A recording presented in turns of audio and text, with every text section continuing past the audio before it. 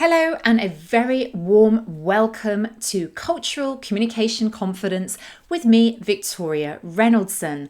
And welcome to episode 26, where we are talking about cultural values, not stereotypes. Now, at the beginning of this year, I did an episode which was all about the 5 key trends for 2023 in communication and culture. And you're very welcome to go back and listen to that episode. I think it was episode 16, so I'll put a link in the show notes to that. Now, that particular episode focused on a number of different themes, but one of those themes was around this topic that cultural awareness is not enough. We need to take a culturally intelligent approach. I know that sometimes people approach me and they say, I want to know everything there is to know about the culture. So fill in the blank of that culture that they're looking for. And tell me everything there is to know about how I should do my meetings and interact and how I need to communicate. Now, that is an interesting question because yes, we can build up our cultural awareness and we can gather insights around the idea of what the British are like, or what the Americans are like, or what the French are like, or the Japanese. However, we need to be really careful because clearly what we don't want to get into is stereotyping. We need to acknowledge there's a balance between understanding research and insights at that very top level, and then understanding as well that we are working with individuals who have maybe lots of different cultural influences on them, and even have other parts of their personality which are influencing how they communicate and interact. So how do we balance this? How do we really take that culturally intelligent approach? And where do cultural values fit in? This is really the focus for today's topic.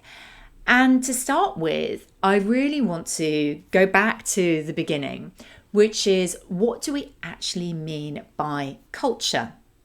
Now, this might seem like a basic question, but I'm always fascinated when I ask this question in training sessions or in coaching sessions, the types of responses I get, and they really are quite varied. But at the simplest level, what culture is what is familiar and accepted to us. The way we like to do things, the unwritten rules and ways of making things happen, how we communicate, how we behave, whether that's socially or in professional situations. So if we take that idea, then we can look at cultural values. And cultural values are effectively a set of values which are defined by insight and research, often very well quantified, to really focus in on what people do, what they usually do, what their preferences are in different situations.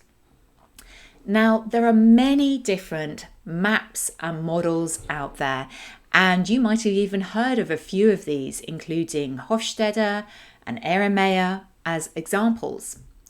The particular model of cultural values that I like to use is based on work from research from Ronan and Schenker, which is used in the work of the Cultural Intelligence Centre that I'm certified with and that I use in my own training and coaching. These particular set of cultural values, I particularly like the approach because they are comprehensive. And what I particularly like is that approach of being very clear and giving us some great insights, which we use as a starting point to really understand the cultures and the cultural backgrounds of the people that we work with. The objective should always be that we are learning and we are taking these insights And then understanding the individuals in front of us. Are they in line with what we have learned from those insights? Or perhaps they're operating in a slightly different way because they have other influences on them. So really think about this. Use the insights from cultural values as the starting point, and then we can use this to make our strategies and turn them into actions around what do we adapt in our behavior, what do we change in our communication style to be more successful, to get better results, to work more effectively, both internally and externally. So with that, what I thought we would do today is we would explore the idea of some of these cultural values. I would give you some examples. Now, I mentioned that there are 10 sets of cultural values, and clearly that would be way too many to describe in this particular episode. However, I've broken it down. I'm going to introduce you to 3 of these particular cultural value sets so you can understand how they work and what they look like in practice with some examples. So the first set of cultural values is cooperative versus competitive. And this is really about how do we like to achieve our results. When people come from cultures which are more focused on cooperative, they're very focused on the relationship building. They're very focused on getting to know each other before getting to the job, to the business. So you might have maybe experienced this yourself, where you've worked with people from certain cultures where actually what is important is to go for drinks, to socialize together, maybe to eat together and go for dinner, to learn about each other's families and personal context before getting down to business. I know that some of my clients from Brazil, for example, often had this particular way of operating, preferred to do business in this way. On the other end of the scale, we have competitive. And competitive cultures are, although they are interested in the relationship, are much more focused on the task and the project and the job that needs to be done. That means maybe there is more limited amount of small talk. There probably is a sense of let's get down to business quickly without spending too much time getting to know each other first. And a really strong example of that is US culture, where actually there is that real focus and drive on let's get to the job. So that's one cultural value example. The next one is low context versus high context. And this is all about how do we communicate. So with low context cultures, this is where people are speaking directly, explicitly, to the point, and are very happy to say what they have to say in any context in front of anybody else. In high context cultures, this is actually a more indirect communication style. So this means that you have to not only pay attention to what's being said, but also the silences, the non-verbal communication and what that is communicating, and perhaps what is not being said as well. So I know when I've worked with lots of Japanese clients that actually the context is more high and the communication style is more indirect. And that is something that I have experienced and I knew that I needed to adapt to. The final example I wanted to give to you today was about focus. Monochronic versus polychronic. So in monochronic cultures, it is very important to be focused on one thing at a time. Mono to mean one. And the idea is that actually there is one priority that's broken down on step by steps, and people work through that step by step. The style of meetings means that everybody is quite focused in the meeting on what needs to happen. In polychronic cultures, actually it is much more flexible in the sense that priorities may be changing all the time. There may be many more projects live at the same time. And the meeting style might mean that there are several things happening in a meeting at the same time. There may be the main meeting, there might be side conversations. emailing going on, and even some phone calls. And that is a very accepted way of doing things. So that's something that's quite interesting to note. So reflect on this. Do you think you are from more of a monochronic culture? So I know that I am here in the UK, and I'm very influenced by that. Or are you more from a polychronic culture? So let me ask you, this is just a very brief introduction to this topic, and I hope it's got you very fascinated by this idea of cultural values. Let me ask you, when you reflect on this, who do you know who is more on which end of the scale of these cultural values? So we talked about monochronic and polychronic. We've also talked about context, so low context and high context, and cooperative working style and competitive working style. So which one are you? Which ones are the ones that are for the people that you work with?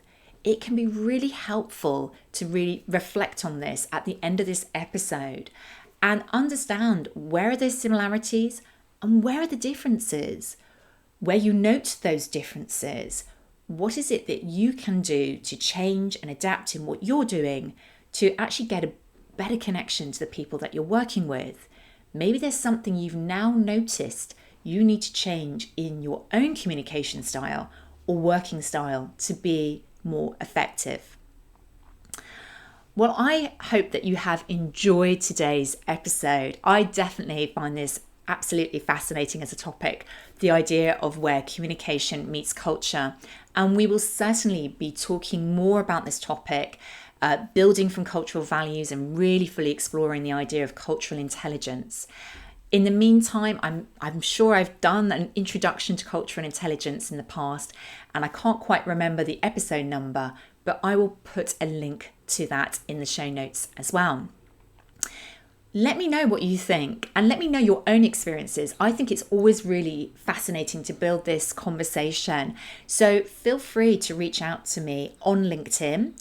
My personal profile over there is Victoria Reynoldson, which is spelled RENNOLDSON. And if this is a topic that you've realized actually is quite important to you, maybe you're working in a global context and you realize that whether you're working internally or externally, having insights into cultural values are important to you, then why not come and talk to me about my CQ assessments? CQ stands for Cultural Intelligence. And among other things, you will get feedback on your own cultural values, your own preferences for how you like to work. And that can be quite helpful. If you're doing it as a team, you can also get that team feedback as well.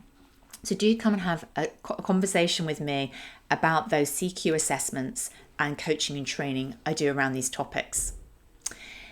And if you have found this interesting today, I would love it if you could share this episode with somebody else. I have a great ambition to get this podcast out in the world to as many people as possible, and I would love your help in sharing it. So feel free to share the episode, pass on the links, and share it with a friend, colleague, or co-worker. That would be absolutely amazing. Well, that brings us to the end of the episode. So thank you so much for joining me today here on Cultural Communication Confidence. And I look forward to seeing you next time.